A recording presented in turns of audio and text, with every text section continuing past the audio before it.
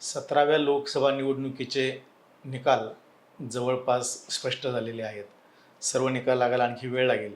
निकाल जवळजवळ स्पष्ट झालेले आहेत. देशामध्ये जरी NDA म्हणजे भाजप प्रणित NDAनं मोठं यश मिळवलेलं आहे आणि भाजप हा पुन्हाच 2019 प्रमाणे मोठा पक्ष म्हणून उदयाला आलेलाच आहे. पण महाराष्ट्रामध्ये मात्र चित्र थोडंसं वेगळं आहे. भाजप प्रणित महायुतीला जागा कमी मिळाल्या, अपेक्षेपेक्षाही कमी जागा मिळालेल्या आहेत. एक्झिट पोलचे जे निकाल होते त्याच्या अगदी उलट निकाल महाराष्ट्रामध्ये लागताना दिसलेले आहेत. अगदी इंडिव्हिज्युअल एखाद्या सीटचं सुद्धा, की ज्या सीटचा अंदाज होता की हे खात्रीशीर निवडून येतील, अशा काही सीट आपल्याला पडताना दिसत आहेत. तर या सर्व विषयावर आपण आज चर्चा करणार आहोत. तर सगळ्यात महत्त्वाचं म्हणजे आपण मुंबईपासून सुरुवात करणार आहोत. मुंबईतल्या 6 जागांपैकी 5 जागांवर महाआघाडीचे उमेदवार निवडून आलेत आणि एक जी जागा आहे ती पियुष गोयल हे उत्तर मुंबई मतदारसंघातून निवडून आलेले आहेत. तर मुंबईतल्या ह्या 6 पैकी 5 जागा ज्या महाआघाडीने जिंकलेल्या आहेत, तर त्याच्यामागे नेमकं कारण काय असेल? शहरी मतदार हा भाजपचा मतदार म्हणून ओळखला जातो, पण यावेळी मुंबईत चित्र वेगळं आहे. खरं तर शहरी मतदार सुशिक्षित आहे किंवा त्याला जाण आहे, समज आहे, राष्ट्रीय आंतरराष्ट्रीय परिस्थितीचं सगळं आकलन आहे किंवा राष्ट्रीय परराष्ट्र धोरणं कसे असावं याविषयी त्याला ज्ञान आहे असं समजून तो मतदान करतो असं आपण गृहीत धरतो. त्यामुळे तो भाजप खूप चांगलं काम करतोय असा एक जो मेसेज जात होता आणि शहरी मतदार सुशिक्षित असल्याने तो भाजपला मतदान करेल असं वाटत होतं, पण तसं झालेलं नाही. मुंबईत पहिल्यांदा की भाजपला मोठा फटका बसतोय. खरं तर म्हणजे शिवसेना त्यांच्या बरोबर नाही, जी उद्धव बाळासाहेब ठाकरे यांची शिवसेना आहे ती. तर इथे निश्चितच भाजपची काम करण्याची किंवा कार्यपद्धती चुकते. यातून आपल्याला ते भाजपने त्यातून धडा घेण्याची गरज आहे. खरं तर आता या ज्या 5 जागा जिंकलेल्या आहेत महाआघाडीनं, त्याच्यापैकी 4 जागा ज्या उद्धव ठाकरेंनी ज्या लढल्या होत्या त्या 4ही जागा त्यांनी जिंकलेल्या आहेत. म्हणजे थोडक्यात असा त्याचा अर्थ होतोय का की मुंबईमध्ये जे ठाकरेंची शिवसेना जी आहे, म्हणजे बाळासाहेब ठाकरेंनी जी स्थापन केलेली शिवसेना जी आहे, त्या शिवसेनेचा अजूनही मुंबईमध्ये दबदबा आहे किंवा जे आत्ता जे तोडफोडीचं जे राजकारण झालं त्याचा सहानुभूतीचा कुठंतरी यांना ठाकरे गटाला फायदा होताना दिसतोय? नक्कीच. बाळासाहेब ठाकरेंनी स्थापन केलेली शिवसेना याविषयी लोकांमध्ये आस्था, आपुलकी आजही कायम आहे. तर विशेष म्हणजे उद्धव बाळासाहेब ठाकरे हेच त्या शिवसेनेचे खरे वारसदार आहेत. या म्हणजे मुंबई पुरतं तरी या निकालातून ते स्पष्ट झालेले आहे की लोकांनी शिवसेना म्हणून उद्धव बाळासाहेब ठाकरे यांच्या पार्ट्यात मतं टाकलेली आहेत आणि त्यांच्या शिवसेनेला कौल दिलेला आहे. ही एक बाब महत्वाची त्याच्यामध्ये आहे. दुसरं एक बाब महत्वाची म्हणजे इथे मोठ्या प्रमाणावर शिवसेनेचे जे उद्धव बाळासाहेब ठाकरे यांच्या गटाचे जे काही खासदार निवडून आले, म्हणजे 4 खासदार इथून निवडून जवळपास येत आहेत. आता डिक्लेअर किंवा क्लिअर होईल सगळं चित्र. इथे मुस्लिम मतदारांची मोठी संख्या आहे आणि अगोदरही आपण म्हटलेलं आहे की मुस्लिम मतदारांनी ते एकगट्टा मतदान केलेलं आहे. ते मतदान त्यांच्या विजयासाठी पोषक ठरलेलं आहे किंवा फायदेशीर ठरलेलं आहे. की ईशान्य मुंबई जर आपण उत्तर पूर्व मुंबईतून म्हटलं तर मानपूर शिवाजीनगरच्या बेल्टमधून मुस्लिम मतदारांनी मोठ्या प्रमाणावर संजय दिना पाटील यांना मतदान केलेलं आहे. तीच परिस्थिती दक्षिण मुंबईमध्ये अरविंद सावंत यांच्यासाठी त्यांना मुस्लिम मतदारांनी मोठ्या प्रमाणे मतदान केलेलं आहे. दक्षिण मध्य मुंबईमध्ये राहुल शेवाळ विरुद्ध अनिल देसाई या लढतीमध्ये सुद्धा तेच आपल्याला अनुभवचेता कॅम्प किंवा ट्रॉम्ब्याचा जो परिसर आहे तिथे मुस्लिम मतदार मोठ्या प्रमाणात एकगट्टा मतदान झालेलं आहे. ह्या सर्व या विजयामागचे त्यांची गणित आहेत खरं तर, आणि ते उद्धव ठाकरेंसाठी पोषक ठरलेले आहेत. त्यामुळे त्यांना विशेष म्हणजे जर ते शिवसेना भाजप बरोबर लढले असते, म्हणजे भाजप बरोबर इथेच लढले असते, तर त्यांना 3 जागाच वाट्यात आल्या असत्या. आता काँग्रेस राष्ट्रवादीवर लढताना त्यांना 1 जागा पहिल्यांदाच ते महाराष्ट्रामध्ये मुंबईमध्ये पहिल्यांदा त्यांना 4 खासदार निवडून येत आहेत. पूर्ण इतिहासात पहिल्यांदा असं घडतंय. नाही म्हणजे एवढं शिवसेनेचं वर्चस्व असताना सुद्धा म्हणजे ठाकरे गटाला ह्या 4 जागा मुंबईत मिळत आहेत. हे आता तुम्ही जे सांगितलं ते ज्या 3 मतदारसंघांचं मुस्लिम मतांचं गणित सांगितलं, या तिन्ही मतदारसंघांमध्ये 20% वर मुस्लिम मतदार आहे आणि त्याचा म्हणजे इतर मतदारसंघांच्या तुलनेमध्ये थोडक्यात म्हणजे आपण याच्यावर मागेही एक डिस्कशन केलेलं होतं की या तिन्ही मतदारसंघामध्ये मुस्लिम मतदार हा निर्णायक ठरणार आहे आणि तुम्ही जो अंदाज वर्तवला तो कुठंतरी त्याच्या अगदी म्हणजे करेक्ट ठरताना दिसतोय तो त्यात. नक्कीच मुस्लिम मतदार हा निर्णायक ठरलेला आहे. दलित मतदार विशेष म्हणजे दलित मतदार यावेळी वंचित बरोबर गेलेला नाही. तो बाळासाहेब ठाकरे उद्धव बाळासाहेब ठाकरे यांच्या शिवसेनेबरोबर आलेला आहे, कारण काँग्रेस त्यांच्याबरोबर युतीत असल्यामुळे तो मतदार पण तिथे शिवसेनेच्या उमेदवारांचा विजय सुकर करण्यात कारणीभूत ठरलेला आहे. मुंबईचा शहरी भाग म्हणजे मुंबई उपनगर म्हटलं तर आपण की तिथं ठाकरे यांचं वर्चस्व सिद्ध झालेलं आहे. पण ठाणे कोकण जो बेल्ट आहे, ठाणे कोकणचा बेल्ट आहे, त्यावर आपण चर्चा करूया. तर आता आपण जर कोकणचे जर मतदारसंघांचं जर बघितलं म्हणजे आपण सुरुवात आपण सिंधुदुर्ग, रत्नागिरी, रायगड, ठाणे, त्याच्यानंतर कल्याण, पालघर आणि भिवंडी हे जे मतदारसंघ आहेत, या मतदारसंघाचा जर विचार केला तर या सर्व मतदारसंघातून शिवसेना जवळ म्हणजे शिवसेना यावेळेला एकही उमेदवार निवडून आलेला नाही आहे. महाआघाडीचा एक उमेदवार निवडून आला आहे, तो भिवंडीमधून विजयाच्या समीप आहे, तो निवडून येण्याची शक्यता आहे. बाकी सर्व ठिकाणी शिवसेनेचे उमेदवार जे होते ते पराभूत झालेले आहेत. म्हणजे कोकण हा जो बालेकिल्ला होता बाळासाहेब ठाकरेंनी जो बांधलेला होता शिवसेनेसाठी, तिथून शिवसेना म्हणजे जे आपण आता चर्चा केली की ही बाळासाहेबांची खरी शिवसेना आणि ही तिथून शिवसेना संपुष्टात येताना दिसते. शिवसेनेच्या दृष्टीनं हे निकाल काय सांगतायत? खूप चिंतेची बाब आहे, कारण बाळासाहेबांच्या शिवसेनेचं जे काही राजकारण झालं ते कोकणावर आधारित होतं. कोकण आणि मुंबई असं एक समीकरण होतं आणि मुंबई जे घडते ते कोकणात घडत होतं, कोकणात जे घडते मुंबईत घडत होतं. पण यावेळी चित्र वेगळं आहे. रत्नागिरी सिंधुदुर्ग मतदारसंघातून नारायण राणे भाजपच्या तिकिटीवर तिथून निवडून आले आहे. रायगडमधून सुनील तटकरे तिथे राष्ट्रवादी विजयी झाले. ठाण्यामधून एकनाथ शिंदे यांनी आपलं वर्चस्व कायम ठेवत ठाणे आणि कल्याण दोन्ही मतदारसंघांमधून त्यांच्या शिवसेनेचे त्यांचे पुत्र श्रीकांत शिंदे आणि इकडे नरेश मस्के हे विजय झालेले आहेत. पालघरमधून शिंदे गटाचे उमेदवार विजय झालेले आहेत. खरं तर फक्त भिवंडीची जी लढत आहे तिथे भाजपचे कपिल पाटील केंद्रीय राज्यमंत्री होते, ते निवडणूक लढवत होते. खरं तर त्यांच्या विरोधात बाळ्या मामा म्हणून जे सुरेश म्हात्रे, त्यांना बाळ्या मामा म्हणून प्रसिद्ध आहेत, ते राष्ट्रवादी शरद पवार गटाकडून उमेदवारी दिलेली आहे. तिथे मात्र ते आघाडीवर दिसत आहेत.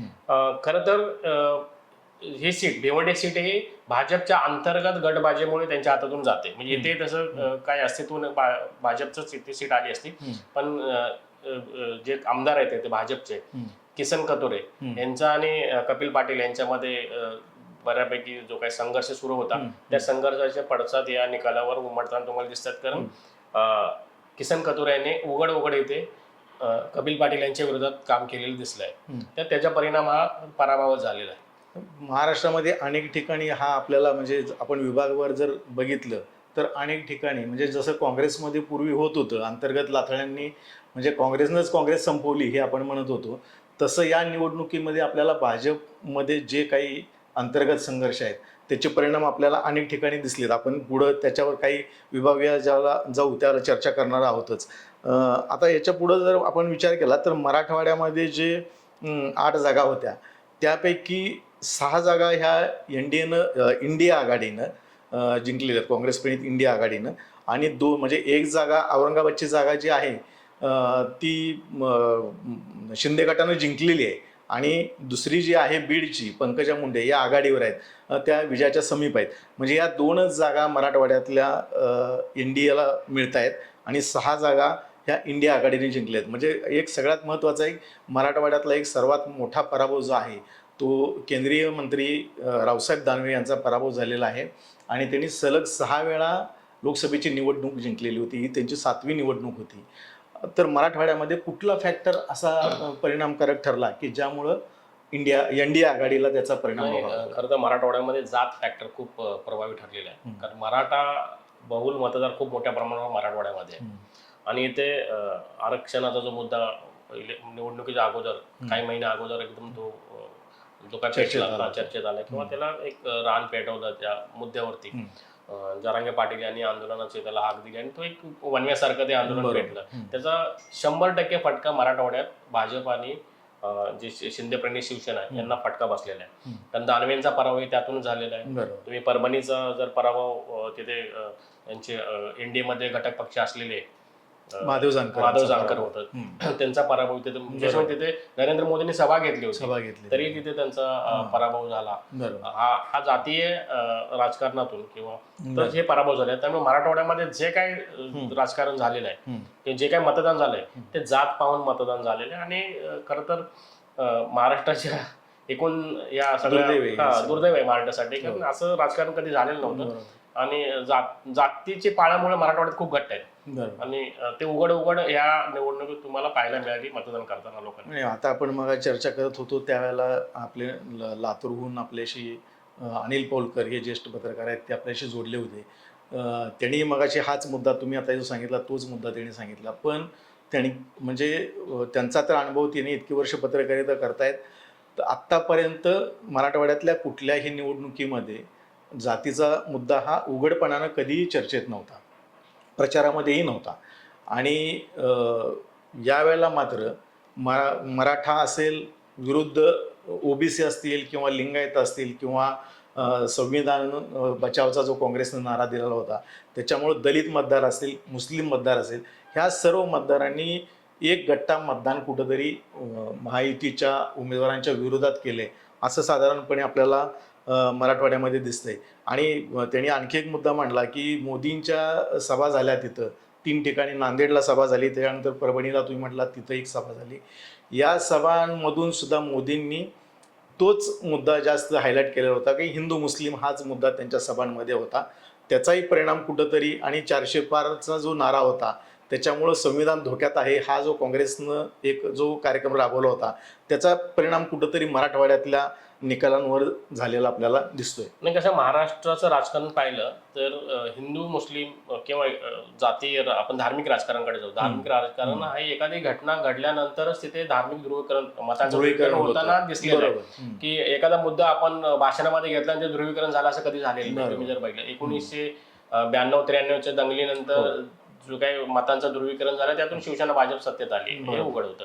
त्यानंतर आपण जर पश्चिम महाराष्ट्रामध्ये मिरजला एक मोठी दंगल झाली, त्यातून भाजपला त्याचा मोठा लाभ झाला. इचलकरंजीत दंगल झाली, त्यातून ते मतांचं हिंदू मतांचं ध्रुवीकरण झालं आणि ते त्यातूनही झालं.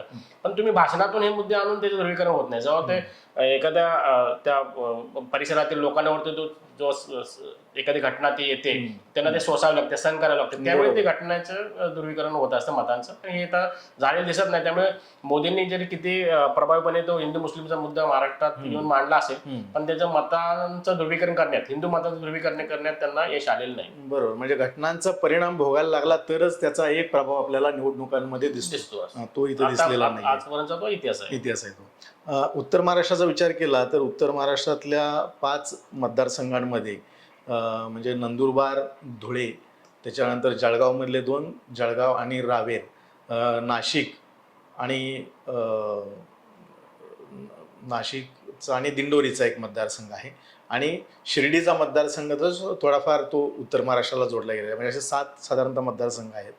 तर त्याच्यामध्ये सुद्धा 2च जागा ज्या आहेत त्या जळगाव आणि रावेर या 2 जागांवर भाजपचे उमेदवार विजयी झालेले आहेत. बाकीच्या 5 जागांवर हे काँग्रेस आघाडीचे उमेदवार निवडून आलेले आपल्याला दिसत आहेत. तर उत्तर महाराष्ट्रातल्या एकूण ह्या निकालाविषयी म्हणजे नंदुरबारमध्ये तर गोवाल पाडवी जे यापूर्वीचे एक मंत्री होते त्यांचे चिरंजीव आहेत ते, तर त्यांनी मोठा विजय त्यांनी हिना गावी त्यांना पराभूत करून केलेला आहे. तर उत्तर महाराष्ट्रातल्या एकूण निकालाविषयी तुम्ही काय म्हणता? कसं आहे की उत्तर महाराष्ट्राचा आपण नंदुरबारचा विचार केला तर नंदुरबार हा खरं तर काँग्रेसचा पारंपरिक गड राहिलेला आहे. मागील काही निवडणुकांमध्ये भाजपने ते शिरकाव केला, त्यामुळे तिथं भाजपचा झालेला पराभव तो स्वाभाविक आहे. म्हणजे आणि तिथं सर्वात महत्त्वाचे प्रियांका गांधी यांची एक सभा झाली आणि त्या सभेला जो प्रचंड प्रतिसाद मिळाला तिथेच त्या उमेदवाराचा विजय निश्चित झाला होता. नाशिकच्या संदर्भात बोलायचं झालं आपण, नाशिकमध्ये तिकीट वाटपावरून महायुतीमध्ये बराच काय गोंधळ चालला होता. राष्ट्रवादी अजित पवार गटाने ती जागा मागितली होती, शिंदे गट त्यासाठी आग्रह होता, भाजपही आग्रह होते. या सर्व याच्यामध्ये ही जागा महायुतीने गमावलेली आहे खरं तर. बरोबर, म्हणजे अंतर्गत याच्यातून. आणि तो उमेदवार जे विद्यमान खासदार आहेत हेमंत गोडसे, हम्म. ते त्यासाठी नक्कीच सध्याच्या परिस्थितीत तिथे उमेदवार लायक नव्हतेच. खरं तर तिथे उमेदवार महायुतीने बदलला असता तर कदाचित चित्र वेगळं तुम्हाला पाहायला मिळालं असतं. बरोबर. तुम्ही दुसरा विचार केला, नगरमध्ये जर आपण विचार केला, जो आपण शिर्डी मतदारसंघ मतदारसंघ म्हणतो, तिथे भाऊसाहेब वाकचौरे विजय झाले आहेत की ते शिंदे गटाचे लोखंडे जे विद्यमान खासदार त्यांच्या विरोधात निवडून लढले आणि सदाशिव लोखंडे यांना उमेदवारी निश्चित झाल्याच्या दिवशीच वाकचौरे यांचं विजय निश्चित झाले होतं. कारण सदाशिव लोखंडेंविषयी प्रचंड नाराज होते. खरं तर शिंदे गटाने तिथे दुसरा उमेदवार दिला असता तर कदाचित ती अटीतटीची किंवा चुरशीची लढत आपल्याला पाहायला मिळाली असते. पण तिथे शिंदे गटाने ही जागा स्वतःहून गमावलेली आहे. जशी नाशिकची स्वतःहून गमावली तशी शिर्डीची गमावली. दुसरं तुम्हाला मी मगाची सांगण्याच्या वगैरे राहून गेलं, त्याचप्रमाणे त्यांनी मुंबईतील दक्षिण मुंबईची जागा त्यांनी स्वतःहून गमावलेली आहे शिंदे गटाने, की तिथं यामिनी जाधव यांच्या ऐवजी त्यांनी शिंदे गटाने दुसरा उमेदवार दिला असता कदाचित चांगला एक चेहरा. कारण यामिनी जाधव आणि यशवंत जाधव भ्रष्टाचाराच्या आरोपामुळे थोडे त्यांचं नाव बदनाम झालं होतं. तर तिथे उमेदवार दुसरा दिला असता कदाचित तिथला रिझल्ट वेगळा असता. अमोल कीर्तीकर जे उत्तर पश्चिम मधून जे शिंदे आपले उद्धव ठाकरे यांच्या गटाकडून निवडून लढवत आहेत, खरं तर तिथे अमोल कीर्तीकरांच्या विरोधात त्यांनी वायकरांना उमेदवार दिले. वायकर खऱ्या अर्थाने निवडणूक लढलेच नाही, त्यांच्यावरती उमेदवारी लादली गेली. त्यामुळे त्यांनी अगोदरच पराभव मान्य केलेला होता. तरी मोदी आणि यांच्या नावावर म्हणजे भाजपच्या नावावर जी काही मतं मिळाली ते त्यांना ते मिळालेली आहेत मतं, बाकी त्यांनी निवडणूक लढलेलीच नव्हती. तर शिंदे गटाने अशा बऱ्याच जागा स्वतःहून गमावल्या. चांगले उमेदवार दिले असते तरी कदाचित आणखी त्यांच्या जागांमध्ये वाढ झालेली तुम्हाला पाहायला मिळाली असते. उत्तर महाराष्ट्रातला एक सर्वात मोठा पराभव जो आहे भाजपच्या दृष्टीनं तो म्हणजे केंद्रीय मंत्री भारती पवार यांचा दिंडोरीमधून त्या पराभूत झालेल्या आहेत.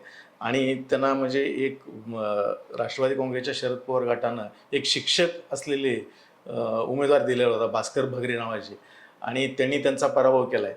म्हणजे खरं तर तो दिंडोरीचा पराभव हा केवळ कांदा या विषयावरचा पराभव आहे असं वाटतं का तुम्हाला? कारण त्याचं आंदोलन नक्कीच कांद्याचा नाशिक जिल्ह्यात साधारण कांद्याचा विषय हा सातत्याने तिथे प्रभावी ठरलाय, प्रचारामध्ये ठरलेला आहे, निवडणुकीमध्ये नेहमीच हा मुद्दा गाजत असतो. आणि कांद्याचा विषय हा भारती पवार यांच्या पराभवासाठी कारणीभूत ठरलेला आहे.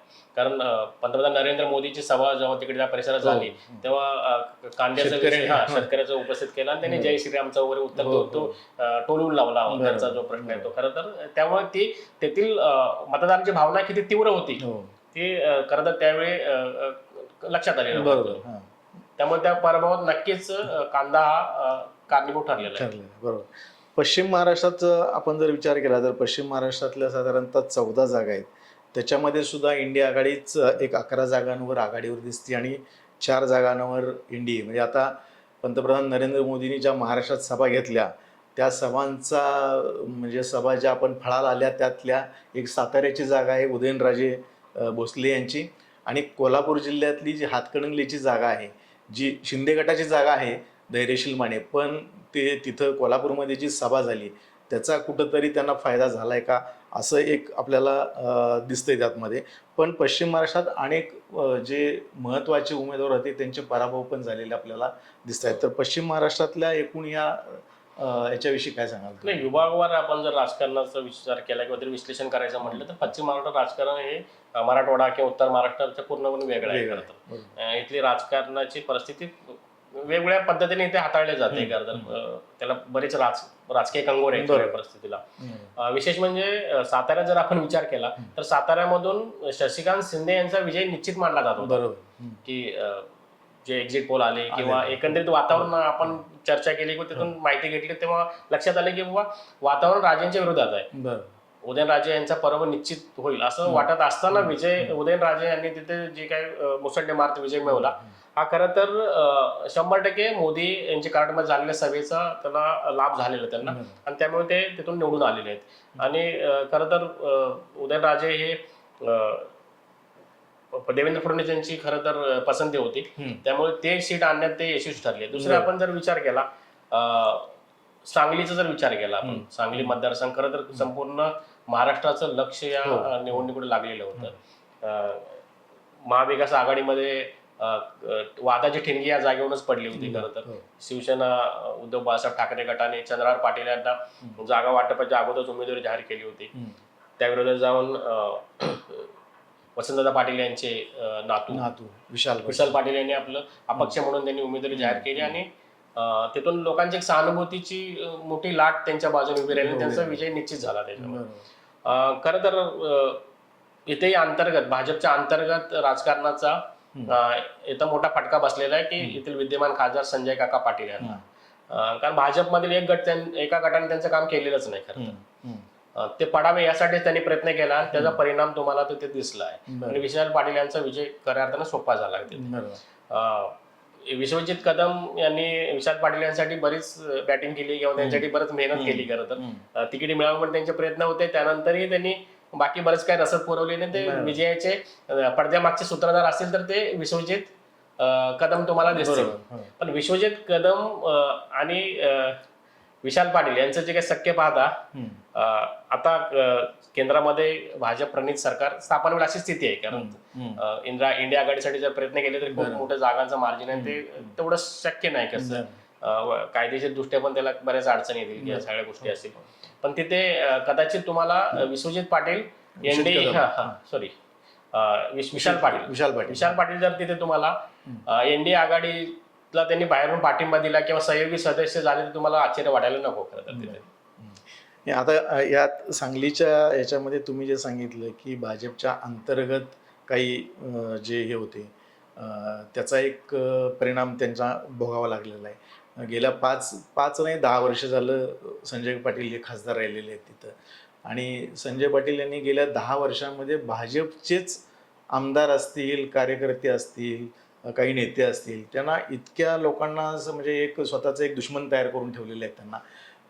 कारण निवडणूक आली की त्यांना जवळ करायचं आणि निवडणुका झाल्या की तुला बघून घेतो, तुझा पराभवासाठी मी कसा निवडून येतोय बघतो, अशा प्रकारची त्यांनी भाषा जी वापरली.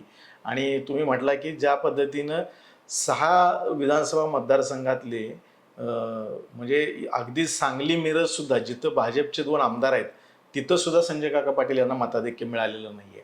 आणि त्यांना जे मताधिक्य मिळाला जो त्यांचा स्वतःचा जो तासगाव कवठेमहांकाळ हा विधानसभा मतदारसंघ आहे तिथं आणि जतमध्ये त्यांना मताधिक्य मिळायचं कारण एकमेव कारण होतं की जे सिंचन योजनांचं जे पाणी आहे म्हणजे ताकारी म्हैसाळ योजनेचं पाणी तिथंपर्यंत पोचवण्यामध्ये संजय काकांनी अलीकडं प्रयत्न केलेले होते आणि अनेक गावांमध्ये पाणी अलीकडच्या काळामध्ये पोचलेलं होतं.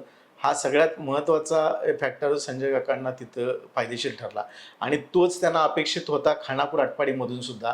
खानापूर आटपाडीमध्ये सुद्धा टेंबू योजनेचं पाणी प्रत्येक गावामध्ये पोचवण्यामध्ये अनेक गावांमध्ये पोचवण्यामध्ये त्यांनी महत्त्वाची भूमिका बजावली होती. त्यामुळे त्यांना तिथून अपेक्षा खूप होत्या. पण जो फॅक्टर तुम्ही जे सांगितला की जे त्यांनी जे आत पक्षांतर्गत किंवा महायुतीतल्या आणखी काही घटक पक्षांचे जे कोणी नेते आहेत त्यांची जी दुश्मनी घेतली त्याचा त्यांना तो कुठंतरी फटका सोसावा लागला. नाही नक्कीच संजय काका पाटील हे खरं तर भाजपचे हार्डकोर कार्यकर्ते नाहीत खरं तर. बरोबर. ते मुळात काँग्रेस परंपरेतले आहेत. ते भाजपने तिथे आपल्याला निवडून येण्यासाठी एक चांगला पाहिजे तडजोड म्हणून त्यांना ते 10 वर्षापूर्वी त्यांनी त्यांना पक्षात घेऊन त्यांना उमेदवारी दिली.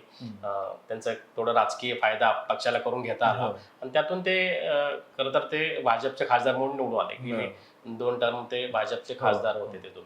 पण सध्याची परिस्थिती अशी आहे की भाजपच्या जो मूळ भाजपचा जो कार्यकर्ता परंपरा गेली कित्येक वर्ष काम करणार त्यांची आणि संजय काका पाटील यांची नाळ कधी जुळली नाही आणि त्याचा तो फटका तुम्हाला या निवडणुकीत दिसला की मुळात ते भाजपवासी झाले असते तर ते संघवासी झालेले नव्हते निश्चितपणे. संघाच्या लोकांनी त्याचं विश्लेषण सुद्धा म्हणजे करताना अनेकांनी सांगितलं की यावेळेला आमचा उमेदवार चुकलेला आहे.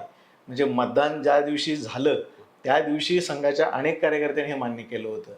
आम्ही दुसरा उमेदवार कदाचित दिला असता तर आम्हाला चित्र वेगळं आम्ही बघितलं असतं आणि त्यामुळं कदाचित संघाच्या कार्यकर्त्यांनी तितकं मन लावून नेत्यांनी कार्यकर्त्यांनी तितकं मन लावून या निवडणुकीमध्ये काम केलेलं नाही. हे सांगली मिरजेतल्या मतावरून आपल्याला लक्षात येतं. तिथे जर भाजपकडून पृथ्वीराज देशमुख जे उमेदवार असते कडेगाव परिसरातील तर चित्र थोडं आणखी चुरशीची लढत झाली चित्र वेगळं असतं आपल्याला पाहायला मिळालं असतं. पण त्यांना उमेदवारी मिळवून यासाठी बरेच प्रयत्न झाले.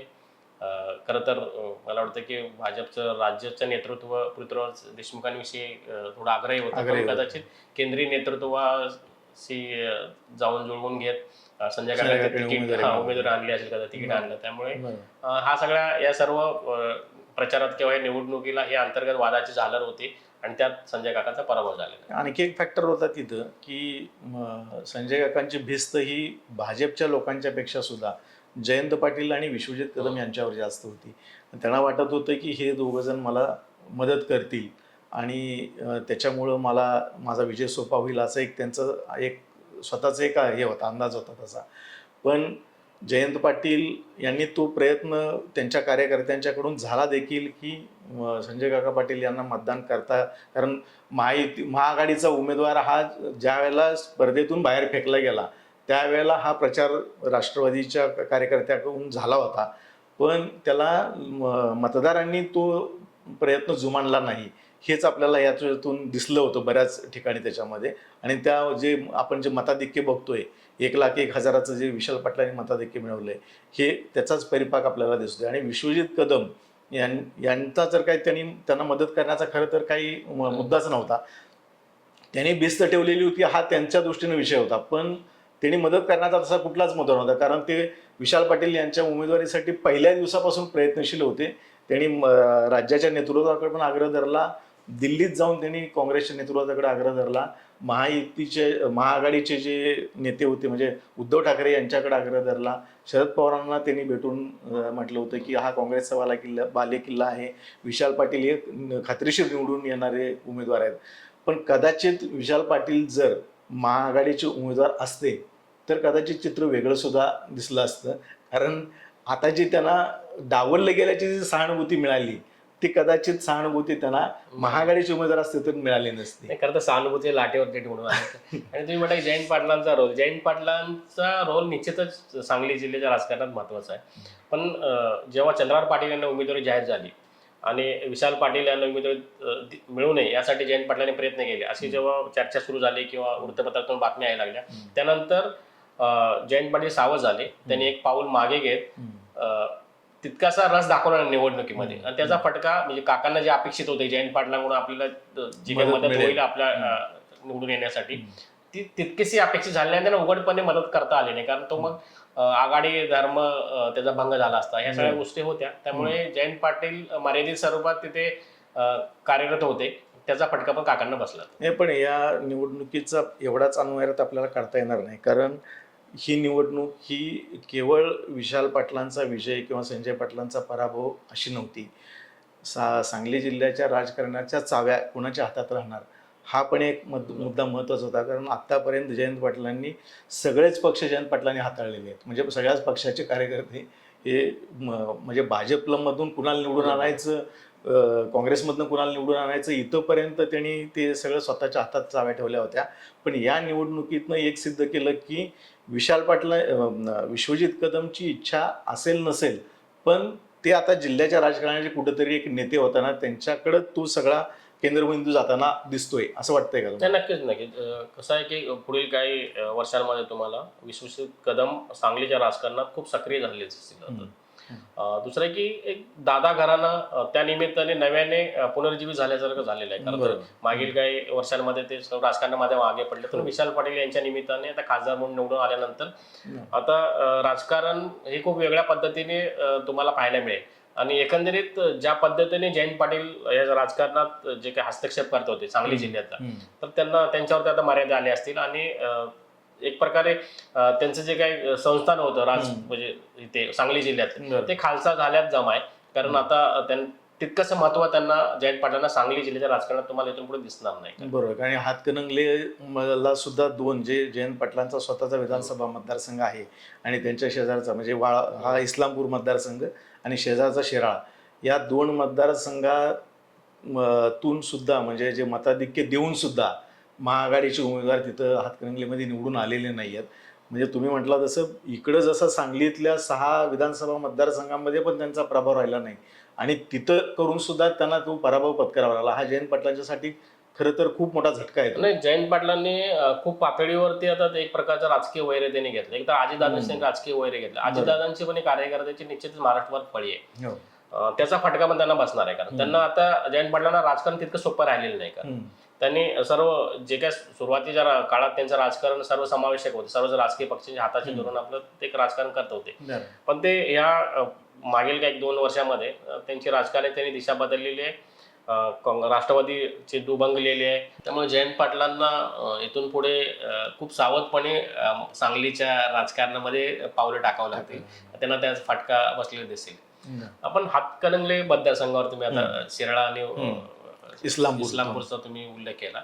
हातकणंगले मतदारसंघ कोल्हापूरचा काय भाग आणि सांगली जिल्ह्याचे 2 विधानसभा मतदारसंघ मिळून झालेले आहेत. हातकणंगले मतदारसंघामध्ये तिरंगी लढत त्यावेळी होती. विशेषतः सर्व एक्झिट पोल आणि एकंदरीत राजकीय तिथली परिस्थिती किंवा मतदारांचा कौल, जसं तुम्हाला मी म्हटलं की साताऱ्यामधून उदयनराजे पराभूत होणार असं जे चित्र होतं, तसं ते धैर्यशील मान्य पराभूत होणार असं चित्र होतं. आणि सत्यजित आबा पाटील तिथून ठाकरे गटाचे जे महाविकास आघाडीकडून निवडणूक लढवत होते ते निवडून येतील असं एकंदर चित्र होतं.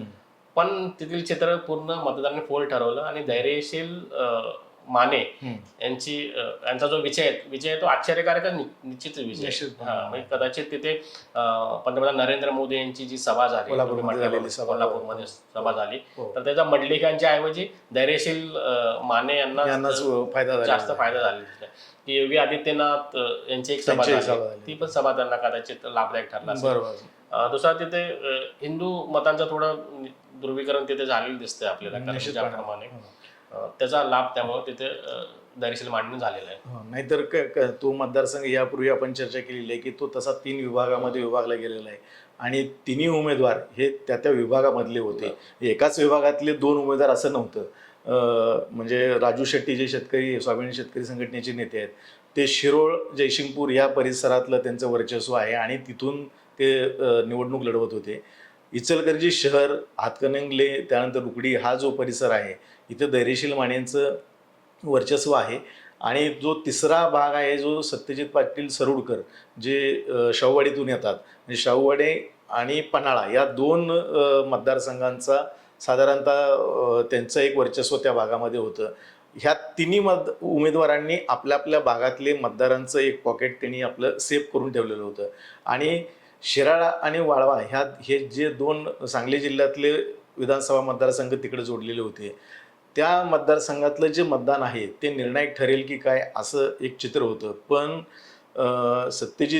धैर्यशील माने यांनी ह्या सगळ्याचा विचार करून त्यांनी एक आपल्या मतांची, जे तुम्ही सांगितलं की हिंदू मुस्लिम मतांचं ध्रुवीकरण वगैरे, ही अतिशय पद्धतशीरपणे ती बांधणी केलेली आहे. आणि त्यामुळं जरी शिराळा वाळव्यातून 30,000च्या आसपास सत्यजित पाटील सरुडकरांना मताधिक्य मिळालं असलं तरीसुद्धा त्यांना त्याचा विजयापर्यंत नेण्यामध्ये ते काही फारसं उपयोगी ठरलेलं नाही, हेच ह्या निकालातनं साधारणतः स्पष्ट दिसतंय. माड्याचं आपण करतो, माढा मतदारसंघ खूप चर्चेतला मतदारसंघ होता.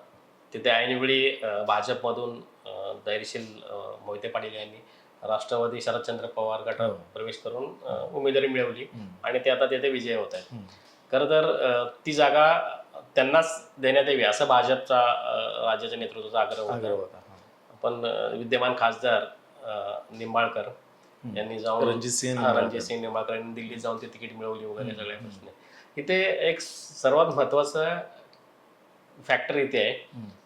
खरं तर देवेंद्र फडणवीस हे सुद्धा धैर्यशील मोहिते पाटील यांच्यासाठी सुरुवातीला आग्रही होते, पण त्यांना डावलून त्यांनी दिल्लीतून तिकीट आणली.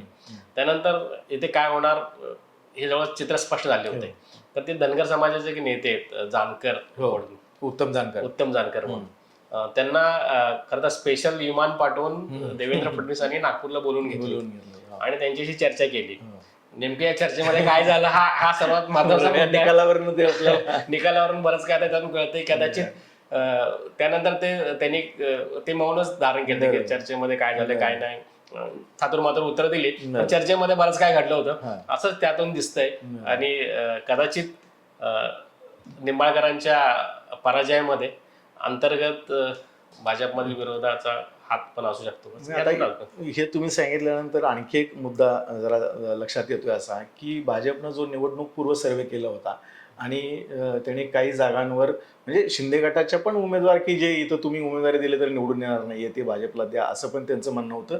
तसं भाजपचे पण काही असे उमेदवार होते की जे निवडून येऊ शकणार नाहीत असा सर्वे होता. त्याच्यामध्ये तुम्ही सांगितल्याप्रमाणे माढा हा होता, साताऱ्याचा पण उदयनराजेंना देऊ नये असं एक हे होतं.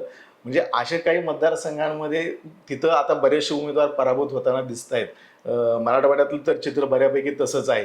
म्हणजे हे सगळं संजय काकांचं पण होतं. संजय काकांच्या बाबतीमध्ये पण होतं की उमेदवार बदलावा अशी तिथं तर उघडपणानंच मागणी झालेली आहे. म्हणजे भाजपच्या नेत्यांनी केलेली होती आणि संघातल्या कार्यकर्त्यांनी पण ती मागणी केलेली होती. तरी सुद्धा त्यांनी उमेदवार दिलेलं म्हणजे हे थोडंसं कुठंतरी अंतर्गत मी तुम्हाला सांगेन की हे जे नको म्हणजे सर्वेमध्ये ज्यांच्याविषयी नकारात्मकता दिसून आली किंवा निगेटिव्ह पोल दिसून आला जो काही लोकांमध्ये, तर हे सर्व उमेदवार केंद्रीय नेतृत्वाने लादलेले आहेत. आणि ते केंद्रीय नेतृत्वाने लादलेलेच उमेदवार पराभूत झालेत. मी स्पष्ट म्हणेन की राज्य नेतृत्वाचा कदाचित या सर्व उमेदवारांना विरोध असावा की हे येणार नाही, कारण राज्य नेतृत्व ग्राउंड लेवलला काम करते. स्थानिक पातळीवर त्यांना इथले सर्व राजकीय समीकरणे माहिती असतात. कदाचित त्यांचा या सर्व जे काही निवडून येणार आहेत उमेदवार त्यांना विरोध होता, पण कदाचित केंद्रीय नेतृत्वाने मोदींचा करिश्मा आणि या सर्व गोष्टीवर ते निवडून येतील अशा शक्यतेने कदाचित त्यांना उमेदवारी दिली असेल आणि त्याचा फटका भाजपला बसलेला. भाजपने असे बरेच उमेदवार जे लादले आणि ते पराभूत झाले आहेत. म्हणजे भाजपची जी काही संख्या घटलेली आहे याचा मोठा फटका बसलेला आहे. म्हणजे आपण जर विदर्भात गेलो की सुधीर मुनगंटीवार हे निवडणूक लढवण्यासाठी इच्छुकच नव्हते. त्यांना तुम्ही जबरदस्ती निवडणूक उभे केले आणि ते खऱ्या निवडणूक लढलेच नाहीत. त्यामुळे त्यांचा पराभव तिथं झालेला आहे आणि हा पराभव भाजपसाठी मोठा आहे, कारण ते सुधीर मुनगंटीवार हे मोठे नेते आहेत भाजपचे. त्यांचा पराभव हा भाजपसाठी जेवारी लागणार आहे. खरं म्हणजे विदर्भातल्या 10 पैकी 8 जागा इंडिया आघाडीने जिंकलेल्या आणि त्याच्यातला म्हणजे एकच जागा सुटली. म्हणजे आठीच्या आठी काँग्रेसचेच जवळजवळ हे आहेत आणि दोन जागा ज्या एनडीएने जिंकलेत त्याच्यामध्ये नितीन गडकरी एक आहेत. म्हणजे असा इतकं म्हणजे विदर्भामध्ये काँग्रेसनं एक खूप मोठा म्हणजे विजय मिळवलेला आहे तिथं. यात आणखी एक महाराष्ट्रातल्या तसं कसं म्हणते कधी काळी हा विदर्भ काँग्रेसचा बालेकिल्ला होता. मागील काही वर्षांमध्ये भाजपने इथे बऱ्यापैकी आपलं स्थान निर्माण करून एक उमेदवारी निवडून आणण्याचा त्यांनी प्रयत्न सुरू केला होता. त्यात त्यांना बऱ्यापैकी यश आलं होतं. पण यावेळी विदर्भाने पुन्हा आपल्या मूळ ह्याच्यावरती आले की काँग्रेसला तिथून खूप मोठं यश मिळालं. 2 मुद्दे आता आणखी याच्यामध्ये आहेत की या निवडणुकीमध्ये मनसेचा एकही उमेदवार नव्हता आणि निवडणुकीच्या तोंडावर राज ठाकरे यांनी भाजपला बिनशर्त पाठिंबा दिला. मोदींचं नेतृत्व, मोदी जे काम करतायत ते बघून मी हे सगळं करतोय असं त्यांनी स्पष्टपणानं सांगितलं. आणि त्यांचा कितपत प्रभाव पडणार हा भाग नाही आहे, पण राज ठाकरे यांनी ज्या ज्या मतदारसंघांमध्ये सभा घेतल्या म्हणजे 3च मतदारसंघामध्ये सभा घेतल्या. एक तर नारायण राणेंच्या सिंधुदुर्ग रत्नागिरी या मतदारसंघामध्ये 2 सभा घेतल्या त्यांनी तिथं. पुण्यामध्ये एक सभा घेतली भाजपच्या उमेदवारासाठी. तिसरी सभा घेतली त्यांनी एकनाथ शिंदे यांच्या मुलासाठी कल्याणला, श्रीकांत शिंदे यांच्या प्रचारासाठी. या 3 मतदारसंघामध्ये उमेदवार अतिशय चांगल्या मताने निवडून आले. म्हणजे याचा अर्थ राज ठाकरे यांचा अजून फॅक्टर कुठेतरी चालतोय असं. नक्कीच राज ठाकरे या नावाला महाराष्ट्रात खूप वलय आहे. ठाकरे नावाची जादा निश्चितच ही जादू तुम्हाला पाहायला मिळते. राज ठाकरे एक प्रतिभावान नेते आहेत. खरं तर त्यांच्याकडे भाषण कौशल्य आहे, लोकांना आकर्षित करण्याची एक कला आहे त्यांच्या भाषणातून. निश्चितच त्यांचे जिथे तुम्ही म्हटल्याप्रमाणे रत्नागिरी, सिंधुदुर्ग, पुणे आणि कल्याण या 3 ठिकाणी त्यांची सभा घेतली आणि त्या सभेच्या नक्कीच या 3 ठिकाणी फायदा झालेला आहे, कारण महायुतीचे 3 ठिकाणचे उमेदवार निवडून आले. त्यामुळे त्यांचा करिश्मा किंवा त्यांचं एकूण राजकारणामधलं स्थान हे आपल्याला नाकारता येणार नाही, कारण त्यांचं स्वतःच आमदार खासदार असं काय अस्तित्व नसेल, पण लोकांना एक सभा गाजवण्याचं किंवा लोकांना आकर्षित करण्याची कला त्यांच्याकडे निश्चितच आहे. त्याचा फायदा नक्कीच त्याचा फायदा आपल्याला उमेदवारांना मिळताना दिसतो. बरोबर. आता आपण जर पक्षनिहाय विचार केला महाराष्ट्राच्या बाबतीमध्ये की महायुतीमध्ये जे गेल्या वर्षभरामध्ये शिवसेना आणि राष्ट्रवादी काँग्रेसमध्ये फूट पडली आणि 2 मोठे गट हे भाजपसोबत गेले. त्याच्यामध्ये एक तर होता तो एकनाथ शिंदे यांचा, मुख्यमंत्री एकनाथ शिंदे यांचा गट होता आणि दुसरा राष्ट्रवादीचा अजित पवार यांचा गट. राष्ट्रवादी अजित पवार गटाला 5 जागा मिळाल्या होत्या. त्याच्यामध्ये त्यांना एकाच जागेवर विजय मिळवता आला, तो म्हणजे रायगडची जागा जे सुनील तटकरे तिथं विजयी झालेले आहेत. बाकीच्या म्हणजे त्यांच्या अजित पवार यांच्या पत्नी सुनेत्रा पवार यांचा सुद्धा बारामतीतून पराभव झाला. म्हणजे अजित पवार यांच्यासाठी ही निवडणूक म्हणजे विधानसभेच्या दृष्टीने जर आपण विचार केला तर अजित पवारांच्यासाठी हा पराभव हा कितपत म्हणजे पुढे नेणारा आहे किंवा त्यांच्या राजकारणावर परिणाम करणार आहे? विधानसभेचा विचार केला तर नक्कीच त्यांचं मनोबल खच्चीकरण करणारा हा पराभव आहे अजित पवार आणि त्यांच्या पक्षाचा. खरं तर एकच त्यांचा खासदार निवडून आले, बाकीचे 4 ठिकाणी त्यांचा पराभव झाले. आणि विशेष म्हणजे त्यांनी काही ठिकाणी आव्हान देऊन म्हणजे उमेदवारांना आव्हान दिलं होतं की मी पाडणार म्हणून, आणि ते अमोल कोल्हे यांनाच त्यांनी आव्हान दिलं. पण ते त्यात यशस्वी ठरलेले नाहीत खरं तर. यामुळे याचा मोठा त्यांच्या पक्षावर आणि त्यांचे जे काही कार्यकर्ते यांच्या मनोबलावर तुम्हाला परिणाम झालेला आहे. पण अजित पवार कसं हाडाचे कार्यकर्ते आहेत, चांगले नेते आहेत ते. यातून उभारी घेताना तुम्हाला दिसतील कदाचित. तुम्हाला या पुढच्या 3-4 महिन्यामध्ये 6 महिन्यामध्ये तुम्हाला कदाचित आपल्या एकूणच कार्यपद्धतीची ती दिशा बदलतील किंवा त्यांना विधानसभा डोळ्यासमोर ठेवून त्यांना ते आखणी करताना तुम्हाला दिसतील ह्याच्यामध्ये. पण ह्याच्यामध्ये एक मोठा फॅक्टर म्हणजे तुम्ही आता म्हटला सर्व शिंदे गट आणि अजित पवार गट, या 2 गटांचं अस्तित्व त्या मानाने कमी झालेलं तुम्हाला दिसतं, तेवढा प्रभाव दिसला नाही. त्यामुळे भाजप विधानसभेला मात्र खूप आक्रमकपणे तुम्हाला दिसेल आणि यांना जागा वाटपामध्ये खूप कमी आणि नगण्य स्थान तुम्हाला भाजप देताना दिसले. कारण भाजपला आता यांच्यावर अवलंबून आपण विजय मिळवू शकत नाही किंवा यांच्यावरती यांच्या सहकार्याने किंवा यांच्या प्रयत्नाने आपण विजय मिळवू शकत नाही, आता भाजपला लक्षात आले. तर भाजप स्वतःच्या पद्धतीने एक रणनीती आखताना तुम्हाला दिसेल विधानसभा. पण तुम्ही आता जो ह्याचा उल्लेख केला अजित पवारांच्या बाबतीमध्ये की रणनीती आखतील, म्हणजे ही रणनीती घरवापसीची असेल की स्वतंत्रपणानं त्यांचा गट अस्तित्वात ठेवून त्यांची आखणी असेल, काय असेल वाटतं? नाही, घर वापसीचे कदाचित त्यांचे दरवाजे बंद झालेले असतील असं मला वाटतं की ते आता कसं एक मोठा राजकीय पक्ष त्यांच्या सोबतील आहे, म्हणजे केंद्रामध्ये भाजपची सत्ता स्थापन होईलच, राज्यामध्ये सत्ता आहे. अशा परिस्थितीत ते माघारी जाणार नाहीत. आता ह्या सर्व सत्तेचा केंद्राच्या राज्याच्या सत्तेचा उपयोग करून ते आपल्या पक्षाची बांधणी करताना दिसतील. कार्यकर्ते गावागावापर्यंत कसे आपल्याला निर्माण करता येतील, आपल्या पक्षाची कशी वाढवता येईल पक्षाची सगळी, त्या दृष्टीने ते प्रयत्न करताना तुम्हाला दिसतील. आता शिंदेच्या शिवसेनेला फक्त म्हणजे त्यांनी जवळजवळ 15 जागा लढवलेल्या होत्या, त्यातल्या 6 जागा त्यांना मिळताना दिसत आहेत आपल्याला. म्हणजे त्यांचंही फार मोठं काही यश हे जेव्हा शिवसेना एकत्र होती त्यावेळेला ज्या काही 15, 16, 17 जागा होत्या त्यातल्या आणि 13 आमदार खासदार त्यांच्या सोबत गेले, पण त्याच्यापैकी फक्त 6 खासदारांना निवडून आणण्यामध्ये त्यांना कुठेतरी यश येते. म्हणजे त्यांचाही हा एक मोठा पराभव आहे असं म्हणता येईल का? नक्कीच. एकनाथ शिंदे फक्त आपला ठाणे आणि कल्याणचा जो बेल्ट आहे तो अबाधित ठेवण्यात यशस्वी ठरलेले आहेत खरं तर. इतर राज्यातल्या इतर ठिकाणी म्हटलं तर आपल्याला की त्यांच्या उमेदवारांना अपेक्षित यश मिळालेलं नाही खरं तर. मुळातच शिंदेकडे उमेदवारांचा वानवा दिसला. आपले चांगले उमेदवार त्यांच्याकडे नव्हते कारण त्यांची उमेदवारांची शोधाशोध सुरू होते. तर अशा पद्धतीने त्यांनी उमेदवार नसल्याचा एक त्यांना मोठा फटका बसला. आणि जे काही उमेदवार होते अगोदरचे विद्यमान खासदार जे होते त्यांच्याविषयी लोकांमध्ये एक नकारात्मक भावना होती किंवा थोडं नाराजीची भावना होती, आणि तेच उमेदवार नको असताना शिंदेने लादण्याचा प्रयत्न केला. त्यामुळे ते शिंदेना मोठा पराभव त्यांचे. जसं की आपण कोल्हापूरला मंडलिकांचं उदाहरण देऊ आपण, की संजय मंडलिकांविषयी लोकांमध्ये नाराजी होती, उमेदवार बदला असं स्पष्टपणे उघडपणे. जसं तुम्हाला सदाशिव लोखंडे शिर्डीमध्ये त्यांचे उमेदवार बदला म्हणून अशी सांगणं होतं, तिथं तुम्ही उमेदवार बदलले, त्याचा फटका तुम्हाला 100% बसलेला. आता महाराष्ट्राचे जर आपण निकाल बघितले तर महाराष्ट्रामध्ये काँग्रेस जी गेल्या 2019च्या निवडणुकीमध्ये एक खासदार होता त्यांचा फक्त, तोही चंद्रपूरला बाळू धानोरकर, तर त्यांच्या निधनानंतरची ती जागा रिक्त झालेली होती. आणि आज महाराष्ट्रामध्ये या निवडणुकीमध्ये सर्वात मोठा पक्ष 13 जागा जिंकून काँग्रेस आता आपल्याला पुढे येताना दिसतोय. तर काँग्रेसला आपण मागेही चर्चा केली आहे की राज्यामध्ये नेतृत्वच नाही आहे, म्हणजे जे लोक नेतृत्व करण्यासारखे आहेत त्यांना काँग्रेसच्या केंद्रीय नेतृत्वाने किंमतही दिलेली नाही. उदाहरणार्थ पृथ्वीराज चव्हाणसारखे नेते असतील, बाळासाहेब थोरात आहेत की ज्यांची प्रतिमा चांगली आहे पण ते फारसे कुठेही चर्चेत नव्हते. पण एवढं सगळं हे असताना सुद्धा काँग्रेसला एवढं मोठं यश मिळण्याचं नेमकं कारण काय? काँग्रेसचा विचारधारा असलेलं पक्ष, तुम्हाला मी अगोदरही म्हटलं होतं की काँग्रेसचा एक मतदार ठरलेला आहे, फिक्स मतदार आहे तो, काँग्रेसला मानणारा वर्ग आहे या गोष्टी. आणि मुळात काँग्रेससाठी महाराष्ट्राची भूमी नेहमीच पोषक राहिलेली. खूप अगोदरपासून काँग्रेस इथं सातत्याने काँग्रेसची सत्ता राहिलेली. आता हा 10 वर्षाचा काळ सोडला असेल किंवा मधला युतीचा एक 5 वर्षाचा काळ सोडला तर काँग्रेस सातत्याने सत्तेत राहिलेली आहे.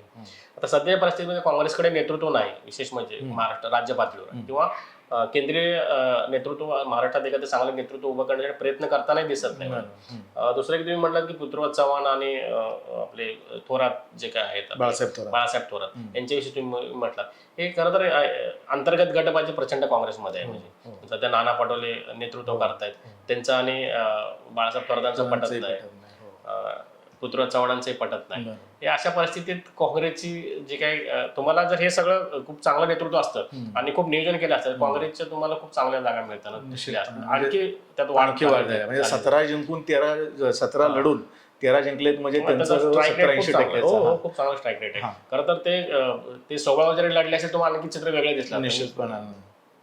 शरद पवार गटांना सुद्धा म्हणजे 10 जागा त्यांनी लढवल्या आणि त्याच्यातल्या 7 जागा जिंकल्या आहेत. म्हणजे शरद पवार गट सुद्धा या सगळ्या निवडणुकीमध्ये कुठंतरी म्हणजे एक स्वतःचं अस्तित्व त्यांनी पक्ष फुटून सुद्धा त्यांनी 7 जागा निवडून आलेत. म्हणजे मोठं यश त्यांनी शरद पवार गटांना सुद्धा मिळवलेलं आहे आणि काही जागा भांडून शरद पवार गटानं स्वतःकडे घेतल्या आणि तिथं म्हणजे विजय मिळवलेला आहे. ह्याचं पक्षचं पण काय कारण असू शकतं? कसं शरद पवार खूप धोरणी राजकारणी आहेत. जवळपास 5-7 दशक ते महाराष्ट्राचं राजकारण खूप जवळून पाहतात. गाव वस्ती वाडी वस्तीपर्यंत त्यांचा संपर्क आहे. खरं तर त्यांना इथले राजकीय परिस्थिती भौगोलिक परिस्थिती खूप चांगल्या प्रकारे माहीत आहे. कार्यकर्त्यांशी खूप त्यांचा चांगला संपर्क आहे आणि लोकांना वेळ देताना ते नेहमी दिसतात की लोकांना ची भेट टाळत नाहीत. त्यामुळे स्वतःचा त्यांनी मोठा वर्ग आहे, चाहता वर्ग तयार केला. त्याचा निश्चितच फायदा झालेला आहे या निवडणुकीत. तुम्हाला स्पष्टपपणे दिसेल की 10 मधून ते 7 जागा निवडून आणतात म्हणजे हा खूप त्यांचं यश आहे, खूप मोठं यश आहे. आणि एकतर ते 80 ओलांडले त्यांचं आज वय. आज त्यांना वार्धक्यामुळे तितकंसं फिरतायत तरी सुद्धा त्याच्यातून ते फिरतायत पळतायत आणि त्यांनी जी मेहनत घेतली ती निश्चितच कौतुकास्पद आहे. तर त्यांना यातूनही त्यांचे महाराष्ट्राच्या राजकारणाचा दबदबा आजही कायम आहे असंच आपण त्यांना म्हणू शकतो आपण. म्हणजे जर महाराष्ट्राचा जर आपण एकूण जर आढावा घेतला तर हा आणखी एक याच्यातून एक संदेश आहे की जे लोक पक्ष सोडून जात आहेत किंवा स्वार्थासाठी इकडून तिकडे उड्या मारतात, कुठलाही पक्ष कुठलाही आघाडी असू द्या, जे करतायत त्यांच्यासाठी मात्र मतदारांनी ह्या निवडणुका स्वतःच्या हातात घेऊन त्या दिलेला धडा आहे.